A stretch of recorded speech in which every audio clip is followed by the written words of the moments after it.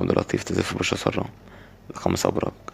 قالت كمان لعبد اللطيف إن في 5 أبراج هيكونوا على موعد مع السعادة ده قبل نهاية شهر 6. أول برج يا جماعة هو برج الثور، وقالت كمان إن البرج ده هيكون له حظوظ كبيرة في المجال المالي مع فرص لتحقيق مكاسب غير متوقعة، وقالت إن هيكون لديه شعور عام بالرضا والسعادة والتفاؤل. البرج التاني هو برج الجوزاء، وقالت إن هيكون لديه فترة مميزة للتواصل والاتصال، وهيكون ليه برضه إبداع وذكاء يساعدنا على حل المشكلات بسهولة وشعور بالحيوية والنشاط.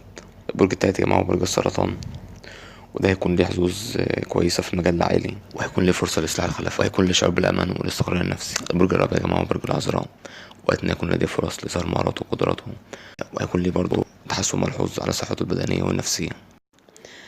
البرج الخامس هو برج الميزان، وقت إن هيكون لديه إمكانية لارتباط عاطفي جديد أو جواز، وهيكون ليه شعور بالثقة بالنفس والسعادة. وبكده يا جماعة كنا وصلنا لنهاية فيديو النهاردة.